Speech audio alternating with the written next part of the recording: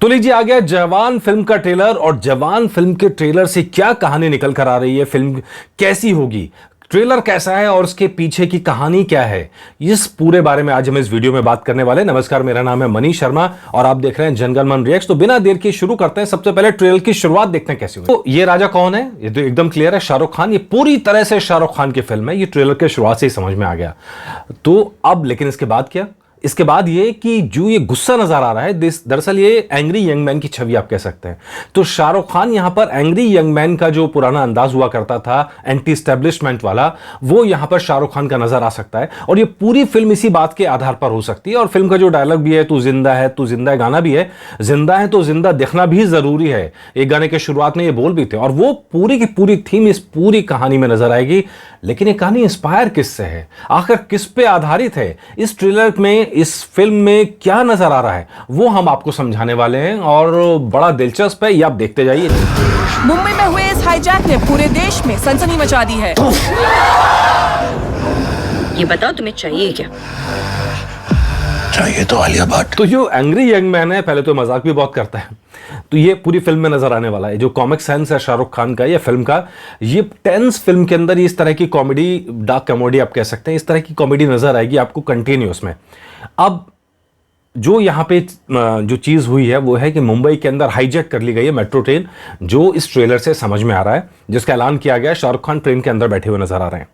अब यहां से ये सवाल है, एक तो पता नहीं, मेरा अपना रिजर्वेशन है इस बात को लेके, मुंबई ने हॉस्टेजेस का ड्रामा देखा है और वो दर्द झेला है। शायद मुझे लगता है कि मुंबई सिटी से इसको दूर रखना चाहिए था, किसी और सिटी की बात कर लेते।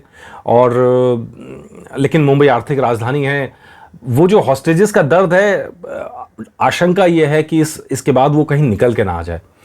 एंटी एस्टेब्लिशमेंट के चक्कर में आपने ट्रेन हॉस्टेज का एक ड्रामा रचा है। और जाहिर तौर पर पता नहीं क्यों मुझे थोड़ा सा वो लग रहा है कि शायद मुंबई की वजह दूसरा शहर होता तो ज़्यादा अच्छा होता। मुंबई का दर्द पूरे देश ने झेला जब हॉस्टेजेस था मुंबई आतंकवादियों के चक्कर में। और यहाँ पर शाहरुख खान आतंकवादी नहीं है, लेकिन अपनी बात रखने के लिए वो हॉस्टेज का सीन क्रिएट कर रहे हैं, यहाँ ये समझ में आ रहा है। चलिए आगे देखते हैं और आगे आपको दिखाते हैं कि ये हम क्यों कह रहे हैं फिल्म मनी हैस्ट से बहुत ज़्यादा मिलती जुलती है।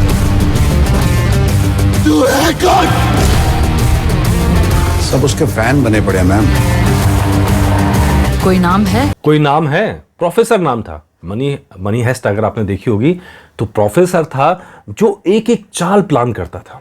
अब यहां पर प्रोमो की शुरुआत में, हमने ट्रेलर के शुरुआत में देखा कि एक राजा है, बहुत गुस्से में, लगातार लड़ाई हार रहा है।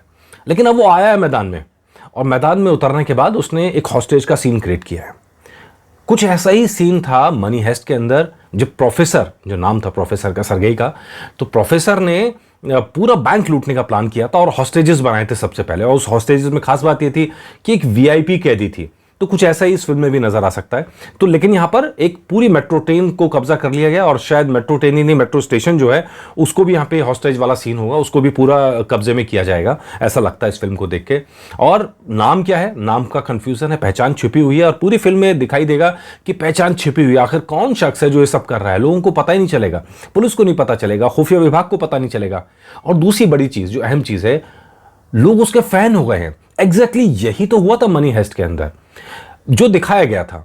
हालांकि ऐसा होता नहीं कि चोरी कोई कर रहा है तो सब उसके फैन हो जाएं, या कोई हॉस्टेज बना के बैठा है तो सब उसके फैन हो जाएं, ऐसा होता नहीं है। लेकिन जो मनी हेस्ट के अंदर है, पूरी तरह से यही दिखाया गया था कि वो चोरी करते हैं एंटी एस्टेब्लिशमेंट सरकार के खिलाफ, और इस वजह से जो स्पेन की जनता है उनकी फैन हो जाती है।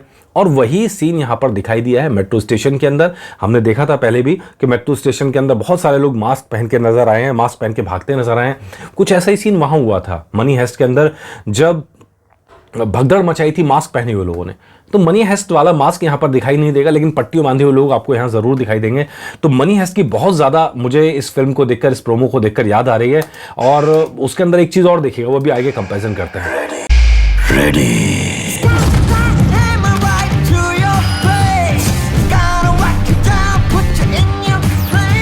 हमारे पास अभी सिर्फ एक ही क्लू है, वो 6 लड़कियां, यही लड़की है। 6 लड़कियां, ये क्लू है। अगर आपने मनी हेस्ट देखा होगा तो मनी हेस्ट के अंदर टोक्यो है, और बाद में तो जो रशेल थी वो भी बन जाती है, इनके साथ मिल जाती है। तो ये कहानी एग्जैक्टली वहाँ से उठाई गई है और जाहिर तौर पर ये देखना दिलचस्प होगा कि ये कहानी कैसे आगे बढ़ती है। कहानी ऐसा मुझे लगता है कि मुंबई ही नहीं जाएगी, पंजाब भी जाएगी, मुझे ऐसा लगता है कि कहानी चेन्नई भी जाएगी, तो काफ़ी घूमती फिरती कहानी होगी ताकि अलग अलग लोकेशंस इसमें शामिल की जा सकें। और यहाँ दिलचस्प क्या है, दिलचस्प ये है कि जो प्रोफेसर था मनी हेस्ट के अंदर, कैसे डिफरेंस है। मनी हेस्ट के अंदर जो प्रोफेसर था वो जो चोरी की जगह उससे बाहर बैठता है, वहीं से बैठ के कमांड करता है। और यहाँ पर शाहरुख खान ट्रेन के अंदर है, लीड कर रहे हैं फ्रंट से। क्यों लीड कर रहे हैं? क्योंकि वो सैनिक है, ऐसा आगे ट्रेलर के अंदर नजर आ रहा है, तो वो भी देखते हैं। ये चलिए देखते हैं ट्रेलर का अगला हिस्सा देखते हैं और फिर बात करते हैं। ये लड़कियां यही लड़की है। कुछ रोमांटिक करोगे मुझे इम्प्रेस करने के लिए, हार जाओगे। हार तो मैं पहले गया था। ये बाल असली है कि आपने हेयर डाई किया? They wanted to make a clear statement. तो यहाँ पर एंट्री होती है शाहरुख खान के दूसरे रोल की, मतलब जो बेटा है वो यहाँ पे नजर आता है, साथ में दीपिका पादुकोण, नयनतारा, जो ग्लैमर है फिल्म का वो ये नजर आता है। मैंने जैसे पिछले वीडियो में भी आपको बताया था कि इस फिल्म में बहुत सारा शाहरुख खान होने वाला है। ये प्रॉपरली फिल्म शाहरुख खान के आसपास वीव की गई है, जिसमें नारी शक्ति को जोड़ा गया है और कहीं ना कहीं से दक्षिण का जो मसाला स्टाइल है, एक्शन स्टाइल है, मूवी स्टाइल है, वो आपको इसमें नजर आने वाला है। पूरी फिल्म इसी के आसपास है। और ये फिल्म जैसा हम बार बार कह रहे हैं मनी हेस्ट से प्रेरित नजर आती है। मनी हेस्ट की सेम कहानी आपको नजर नहीं आएगी, उसमें बैंक चोरी थी, इसमें हॉस्टेज सिचुएशन है, दोनों की मिलती है, लेकिन यहाँ की डिमांड्स अलग होंगी, यहाँ की थीम अलग होगी। कैसे थीम अलग होगी वो भी देखते हैं, ये लीजिए। जब मैं विलन बनता हूं ना, Villain.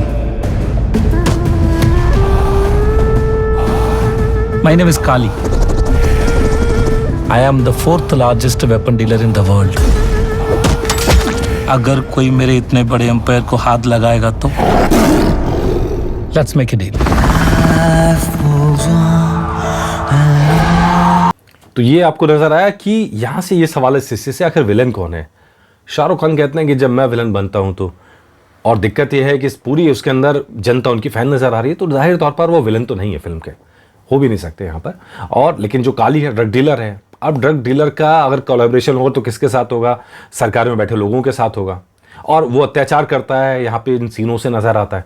तो कुल मिलाकर ड्रग डीलर और सरकार में बैठे लोग आपस में मिल जाते हैं और वो कुछ ऐसा करते हैं जिसकी वजह से शाहरुख खान उनका विरोध करते हैं। जवान जो है देश का वो विरोध करता है, उसकी वजह से उसको सड़कों पर आ जाना पड़ता है। और उसके बाद क्या क्या होता है ये सारी कहानी के अंदर, कहानी हम आपको नहीं बता रहे, लेकिन आपको बता रहे कि कैसे ये मनी हेस्ट से अलग है। मनी हेस्ट के अंदर प्योर चोरी का प्लान था, वहां देशभक्ति का कोई एंगल नहीं था। वो चोरी करनी होती है, एंटी स्टैब्लिशमेंट चोरी करनी होती है, सरकार के खिलाफ उनकी गलत बातें बताते हुए। इस पेन का मामला था तो इसलिए वहां ये कहा जाता है कि आपने हमारे कैदी को गलत तरीके से हिरासत में रखा, इसलिए हम चोरी कर रहे हैं। लेकिन भारत के अंदर आपको बड़ी वजह चाहिए हॉस्टेज सिचुएशन क्रिएट करने के लिए, इसीलिए ड्रग डीलर टाइप की बातें यहाँ पर हैं, हथियारों की बातें यहाँ पर हैं, देश की सुरक्षा के साथ खिलवाड़ की बातें, और यही सब मिला के। और ये बात जवान को नागवार गुजरी। मान है अपनी जान 1000 बार दांव पर लगा सकते हैं, लेकिन सिर्फ देश के लिए। तुम्हारे जैसे देश बेचने वालों के लिए हरगिज़ नहीं। सो काली, नो डील। तो जो जवान है वो देश नहीं बेचेगा, और यही इसकी थीम है। जवान फिल्म इसीलिए नाम रखा गया है कि शाहरुख खान जो आर्मी ऑफिसर हैं वो देश नहीं बेचेंगे। देशद्रोही जो हैं या देश बेचने वाले जो हैं उनके खिलाफ वो हथियार उठाते हैं, हॉस्टेज सिचुएशन क्रिएट करते हैं।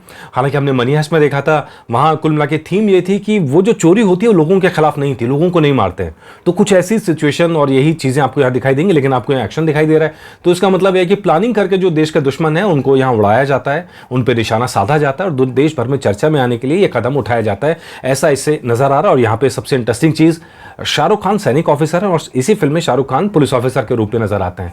यानी बाप जो है वो सैनिक ऑफिसर है और बेटा जो है वो पुलिस ऑफिसर है।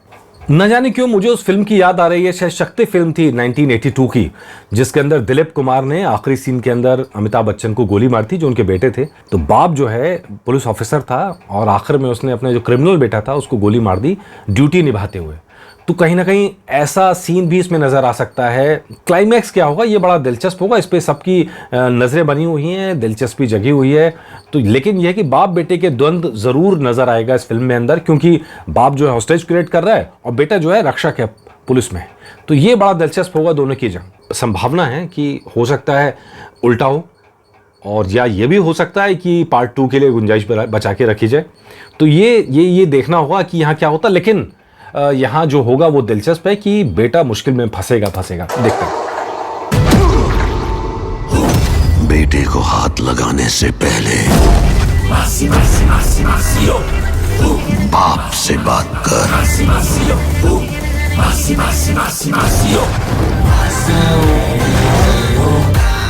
I will get them.